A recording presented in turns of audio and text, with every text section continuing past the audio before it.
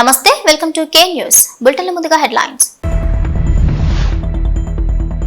తెలంగాణ రాష్ట్ర మంత్రి పొంగులేటి శ్రీనివాసరెడ్డి ఇంటిపై ఈడీ దాడి, ఏకకాలంలో 16 చోట్ల సోదాలు. రైల్వే శాఖ పార్లమెంటరీ స్టాండింగ్ కమిటీ చైర్మన్ గా అనకాపల్లి ఎంపీ సీఎం రమేష్ కు అభినందనల వెల్లువ.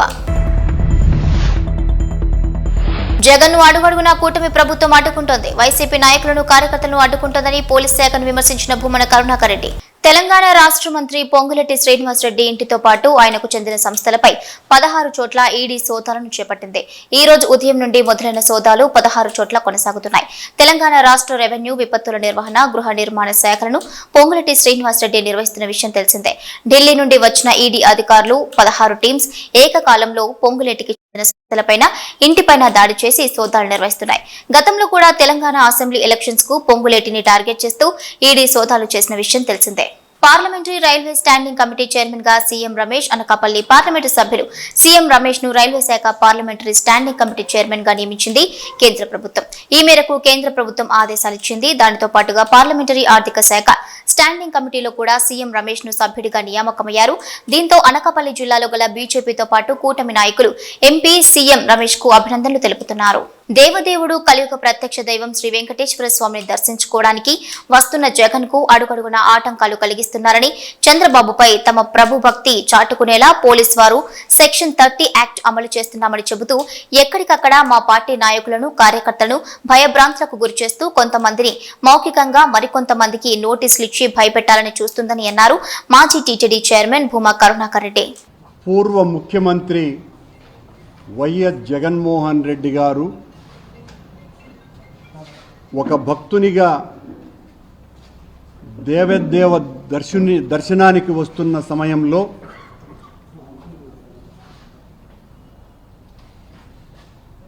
దేవదేవుణ్ణి దర్శించటానికి అడుగడుగున ఆటంకాలు కలిగిస్తున్నటువంటి విషయం లోక విదితం. ఆయన కొండకు వస్తున్నారు అని అంటే చంద్రబాబు ప్రభుభక్తి పరాయణులైనటువంటి పోలీసు శాఖ వారు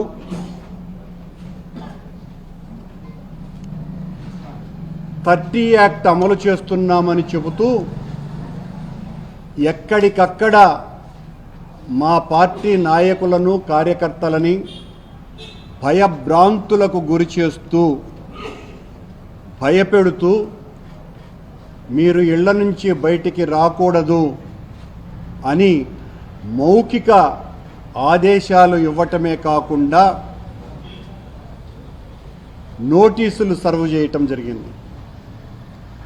మొత్తం రాయలసీమ అంతా కూడా మా పార్టీకి సంబంధించినటువంటి నాయకులను, మాజీ శాసనసభ్యులని, శాసనమండలి సభ్యులని, మంత్రులను, మాజీ మంత్రులను, వీళ్ళనందరినీ కూడా హౌస్ అరెస్టులు కూడా చేయటం జరిగింది.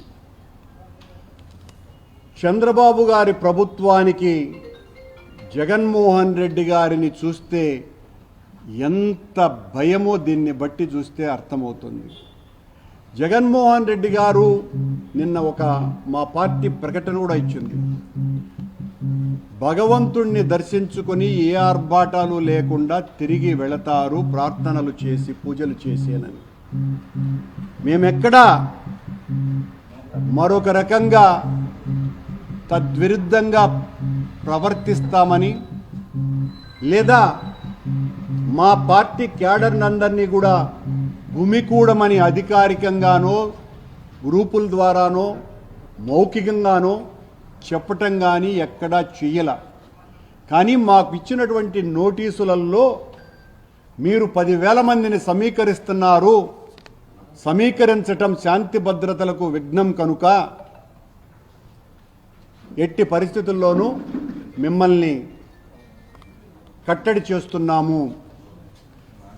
ర్యాలీలు, బహిరంగ సమావేశాలు మీకు భయం కాబట్టి మీరు నిషేధించుకోండి.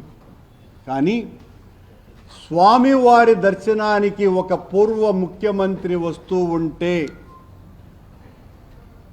స్వామివారి పట్ల అనన్య భక్తి విశ్వాసాలు కలిగినటువంటి ఒక పూర్వ ముఖ్యమంత్రి స్వామివారి పట్ల భక్తిని చాటుకోవటానికి వస్తూ ఉంటే భయపడిపోయినటువంటి ప్రభుత్వం చేస్తున్నటువంటి నిర్వాకం ఇది.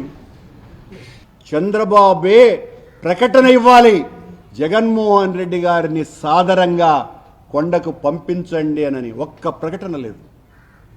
ఇంత జరుగుతున్నా నీ పోలీసు వాళ్ళు మొత్తం రాష్ట్రంలో ఉన్నటువంటి రాయలసీమలో ఉన్నటువంటి నాయకులందరినీ కూడా కట్టడి చేస్తున్నారు.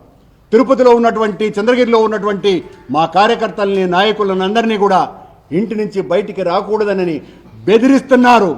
తూతూ చర్యగా మీకు సంబంధించిన వాళ్ళకు కూడా ఊరికే నోటీసులు ఇస్తున్నారు. మొన్నేమో నన్ను గరుడ విగ్రహం దగ్గర మీరు మాట్లాడడానికే వీలు లేదు అని అంటే ఆ వెంటనే 15 నిమిషాలకు తెలుగుదేశం వాళ్ళు వెళితే అదే పోలీసు వాళ్ళు వీరదండం వేసి వాళ్ళ చేత మాట్లాడించినారు. అంటే మీ వాళ్ళు ఎలా ప్రవర్తిస్తారు అని చెప్పడానికి ఇది ఉదాహరణగా చెప్తున్నా. శ్యామలరావు గారిని నేను మరొక ప్రశ్న కూడా వేస్తున్నా. అయ్యా, నువ్వు ఒక లోడును పట్టుకొని అదేదో ఎన్డీడీబీ రిపోర్టు వచ్చింది అని చెప్పి నిలిపేసినామని చెప్పిన తరువాత ఇప్పటి వరకు మా దగ్గర సరైనటువంటి ల్యాబ్ లేదు అని చెప్పినటువంటి నువ్వు ఈ 2 నెలల కాలంలో నెయ్యి సరఫరా చెయ్యనే లేదా, తీసుకోలేదా? ఈ ప్రశ్నకు సమాధానం చెప్పాలా. అంటే ఎలా లోపలికి వెళ్ళింది? ప్రతి ట్యాంకరు ఎన్డీడీబీ రిపోర్టు తీసుకున్నదా? ఆ రిపోర్టులు ఎక్కడా? లేకుండా మీరు ట్యాంకర్లు ఎలా లోపలికి పంపించినారు? ప్రతి వారము ట్యాంకర్లు వస్తాయి, అవన్నీ లోపలికి ఎలా వెళ్ళాయి అన్నటువంటి సమాధానం ఈ ప్రభుత్వం చెప్పాలా, చంద్రబాబు నాయుడు గారు చెప్పాల్సిన అవసరం ఉన్నదినని ఈ పత్రికా సమావేశంలో చెప్తున్నా. మా నాయకుణ్ణి అడ్డుకుంటే సనాతన హైందవ సంస్కృతిని వ్యతిరేకించినట్టే, సనాతన ధర్మాన్ని మరింతగా హింసకు గురి చేసినట్టే. మా నాయకుడు కొత్తగా దర్శనానికి రావటం లేదు. గతంలో ఆయన ప్రతిపక్షంలో ఉన్నప్పుడు ఒకసారి ఎంజీ గోపాల్ ఈఓగా ఉన్నప్పుడు ఆయన వీడియోలో మాట్లాడింది కూడా ఉన్నది. ఆయన చేత మీరు డిక్లరేషన్ తీసుకున్నారా అంటే ఆయన సాంప్రదాయ దుస్తుల్లో జగన్మోహన్ రెడ్డి గారు దర్శనానికి వచ్చిన తరువాత ఇక అడ్డుకునేది ఏమున్నదండి? ఆయన చాలా సాంప్రదాయమైనటువంటి హిందుత్వ ధోరణిలో స్వామివారిని దర్శనం చేసుకున్నారు అన్నటువంటి ప్రకటన కూడా చూడండి. చంద్రబాబు గారు అడ్డుకుంటున్నటువంటి వీరతాడు వీరులారా అని మీకందరికీ కూడా తెలియజేస్తున్నా. ఇలా స్వామివారికి అత్యంత ప్రీతిపాత్రంగా ఎంతో భక్తితో 5 సంవత్సరాల పాటు పట్టు వస్త్రాలు సమర్పించినటువంటి వ్యక్తిని,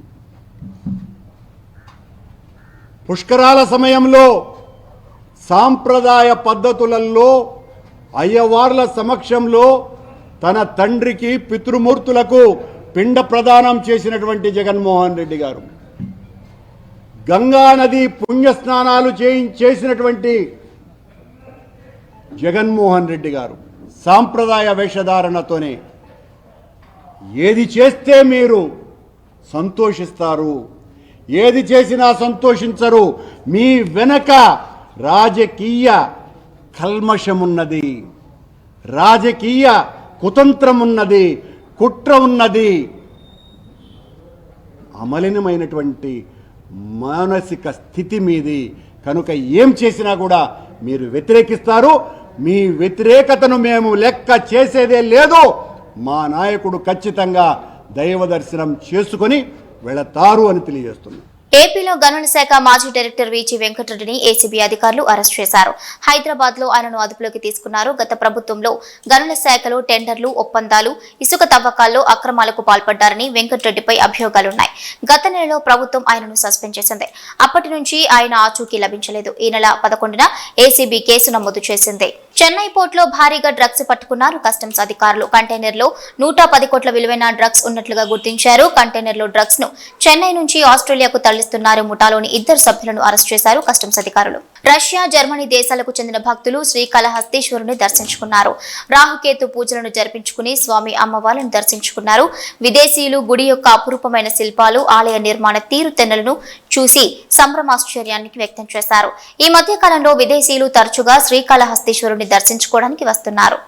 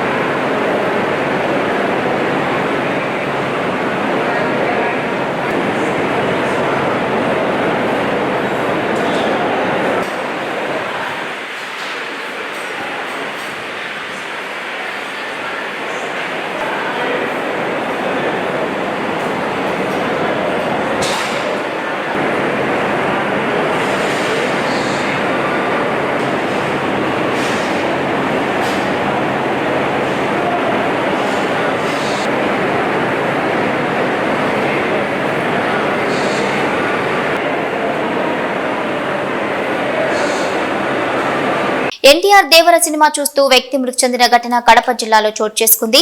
మృతుడు కడప జిల్లాలో సీకెదిన్నె మండలం జమాల్పల్లికి చెందిన మస్తాన్ వలీగా గుర్తించారు. దేవర రిలీజ్ సందర్భంగా కడపలోని ఓ థియేటర్లో అభిమానుల కోసం స్పెషల్ షో ప్రదర్శించారు. స్పెషల్ షోకి వచ్చిన మస్తాన్ మూవీ చూస్తూ కేకలు వేస్తూ ఎంజాయ్ చేస్తుండగా ఒక్కసారిగా కుప్పకూలిపోయాడు. వెంటనే దగ్గరలోని ఆసుపత్రికి తరలించగా అప్పటికే అతను మృతి చెందినట్లు వైద్యులు తెలిపారు. వివిధ కేంద్ర మంత్రిత్వ శాఖల స్టాండింగ్ కమిటీలో వైసీపీ ఎంపీలు నియమితులయ్యారు. ఆర్థిక శాఖ పార్లమెంటరీ స్టాండింగ్ కమిటీ సభ్యులుగా వైవి సుబ్బారెడ్డి, మిథున్ రెడ్డి, విదేశాంగ శాఖ పార్లమెంటరీ స్టాండింగ్ కమిటీ సభ్యుడిగా వైఎస్ అవినాష్ రెడ్డి, రవాణా, టూరిజం, సాంస్కృతిక శాఖ స్టాండింగ్ కమిటీ సభ్యుడిగా విజయసాయిరెడ్డిలకు చోటు దక్కింది. దసరా, దీపావళి పండుగలు పురస్కరించుకుని తిరుపతికి 42 ప్రత్యేక రైళ్లు నడుపుతున్నట్లు రైల్వే శాఖ ప్రకటించింది. వివిధ ప్రాంతాల్లో ఉన్న తిరుపతికి చెందిన వారు తమ తమ స్వగ్రామాలకు వెళ్లేందుకు ఇబ్బందులకు గురికాకుండా 42 ప్రత్యేక రైళ్లు నడుపుతున్నట్లుగా ప్రకటించింది.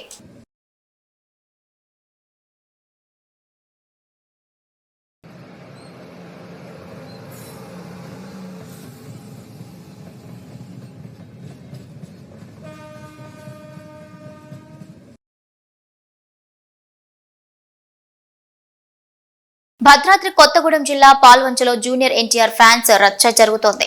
థియేటర్ అద్దాలు ధ్వంసం చేశారు. పాల్వంచలోని వెంకటేశ్వర థియేటర్ వద్ద జూనియర్ ఎన్టీఆర్ ఫ్యాన్స్ రచ్చరచ్చు చేస్తున్నారు. దేవర బెనిఫిట్ షో ప్రదర్శనలో తీవ్ర జాప్యం జరిగింది. ఇక కట్టలు తెంచుకున్న ఫ్యాన్స్ ఆగ్రహం. సినిమా హాల్ అద్దాలు ధ్వంసం చేశారు. ఎన్టీఆర్ ఫ్యాన్స్, థియేటర్ సిబ్బందికి మధ్య వాగ్వాదం జరిగింది. ఇక షో ప్రదర్శనతో శాంతించారు ఎన్టీఆర్ ఫ్యాన్స్.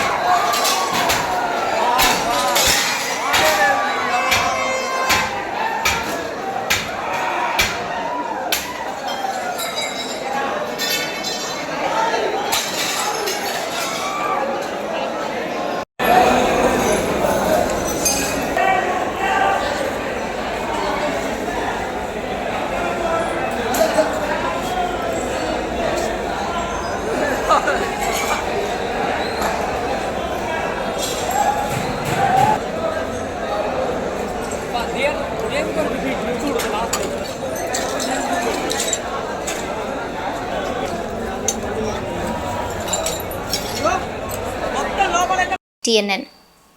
రంగారెడ్డి జిల్లా షాద్నగర్ నియోజకవర్గంలోని ఫరూక్ నగర్ మండలం రాయకల్ గ్రామంలో షాద్నగర్ పట్టణంలో బీజేపీ సభ్యత్వ నమోదు కార్యక్రమం జరిగింది. సభ్యత్వ నమోదు కార్యక్రమానికి ముఖ్య అతిథిగా మహబూబ్ నగర్ ఎంపీ డీకే అరుణ హాజరయ్యారు. స్వయంగా వారి మొబైల్లో సభ్యత్వం నమోదు చేశారు. విలేకరుల సమావేశంలో మాట్లాడుతూ ప్రపంచంలోనే అత్యధిక సభ్యత్వం ఉన్న ఏకైక పార్టీ బీజేపీ పార్టీ అన్నారు. ధర్మం కోసం, దేశం కోసం బీజేపీ పార్టీ సభ్యత్వాన్ని ఓటు హక్కు వచ్చిన యువత తీసుకోవాలని పిలుపునిచ్చారు. గత పార్లమెంట్ ఎన్నికల తర్వాత రాష్ట్రంలో బీజేపీకి క్యాడర్తో ప్రజల మద్దతు పెరిగిందన్నారు. భవిష్యత్తులో తెలంగాణలో బీజేపీ అధికారంలోకి వస్తుందన్నారు. సభ్యత్వ నమోదు కార్యక్రమం జాతీయ స్థాయిలో ప్రధానమంత్రి నరేంద్ర మోదీ గారు 2వ తేదీన దీన్ని ప్రారంభించినారు. ఆ తర్వాత రాష్ట్రాల వారీగా, ఆ తర్వాత జిల్లాలలో, ఆ తర్వాత మండలాలలో ఈ కార్యక్రమాన్ని ప్రారంభమైంది. బూత్ వారీగా సభ్యత్వ నమోదు కార్యక్రమాన్ని ప్రారంభించడం జరిగింది. ప్రతి బూత్లో 100కు తగ్గకుండా సభ్యత్వాన్ని నమోదు చేయాలని ప్రతి బూత్లో ఉన్నటువంటి బూత్ అధ్యక్షులు, కార్యకర్తలు, ముఖ్యమైన నాయకులు, వారు ఉన్నటువంటి బూతులు ప్రతి ఒక్కరు కూడా 100 మందితో సభ్యత్వాన్ని చేయించాలని పార్టీ ఇచ్చినటువంటి పిలుపు మేరకు ఈరోజు అన్ని బూతులలో కూడా పెద్ద ఎత్తున సభ్యత్వ నమోదు కార్యక్రమం జరుగుతూ ఉంది. ఈరోజు నేను అనేక మండలాలలో కూడా ఈ కార్యక్రమాల్లో పాల్గొనడం జరిగింది. రోజు వివిధ నియోజకవర్గాల్లో, వివిధ మండలాల్లో ఈ సభ్యత్వ నమోదు కార్యక్రమంలో పాల్గొనడం జరుగుతూ ఉంది. సో ఈరోజు భారతీయ జనతా పార్టీ ఇప్పటికే ప్రపంచంలోనే అతిపెద్ద సభ్యత్వం ఉన్నటువంటి పార్టీగా గుర్తింపు పొందింది. 6 సంవత్సరాలకు ఒకసారి ఈ సభ్యత్వ నమోదు కార్యక్రమం జరుగుతుంది. దాంట్లో భాగంగానే ఇప్పుడు కూడా అది సభ్యత్వ నమోదు కార్యక్రమం చాలా ఉధృతంగా గ్రామాన జరుగుతూ ఉంది.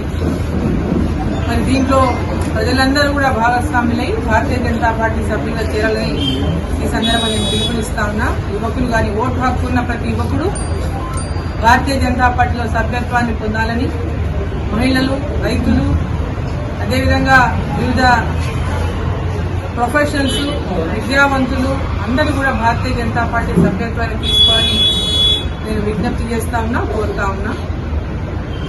భారతీయ రాష్ట్రంలో కూడా బలోపేతం చేస్తూ మరి భారతీయ జనతా పార్టీని రాబోయే కాలంలో తెలంగాణలో అధికారంలోకి తెచ్చే విధంగా ప్రతి గ్రామంలో కార్యకర్తలు ఉత్సాహంగా పనిచేస్తా ఉన్నారు. లోకల్ బాడీ సెలక్షన్లు రాబోతున్నటువంటి నేపథ్యంలో కూడా గ్రామాల్లో ఉన్నటువంటి కార్యకర్తలను కూడా మొన్నటి పార్లమెంట్ ఎన్నికల తర్వాత రాష్ట్ర వ్యాప్తంగా కూడా పెద్ద ఎత్తున భారతీయ జనతా పార్టీకి క్యాడర్ పెరిగింది, ఓటర్లు పెరిగింది, భారతీయ జనతా పార్టీ వైపు ప్రజల యొక్క మద్దతు పెరిగింది. సో ఈరోజు సభ్యత్వ నమోదులో కూడా పెద్ద ఎత్తున వాళ్ళంతా వాళ్ళే స్వయంగా వచ్చి మరి యొక్క సభ్యత్వ నమోదులో పాల్గొంటున్నారు, వాళ్ళ సభ్యులుగా చేర్చమని కోరుతున్నారు. సో వారికి అంతా కూడా నేను అభినందనలు తెలియజేస్తాను. ఇప్పటికే చాలా మంది స్వయంగా భారతీయ జనతా పార్టీలో సభ్యులుగా జరిగినారు. ఏదైతే భారతీయ జనతా పార్టీ సభ్యత్వ నమోదు కోసం మరి ఒక number Bharatiya Janata party toll free number ఏదైతే ఇచ్చిందో 8800002024 ఇప్పటికే లక్షల్లో మంది నంబర్కు మరి మిస్డ్ కాల్ ఇచ్చి వారి సభ్యత్వాన్ని నమోదు చేయించుకున్నారు. మరి కార్యకర్తలు మరి ఫుల్ డీటెయిల్స్ తో వారి సభ్యత్వాన్ని నమోదు చేసుకొని కూడా పార్టీ కొన్ని సూచనలు ఇచ్చింది. ఏ విధంగా వాళ్ళు టోటల్ గా వాళ్ళ యొక్క బయోడేటాని అందించి వాళ్ళు సభ్యత్వాన్ని పొందవచ్చు అనేది.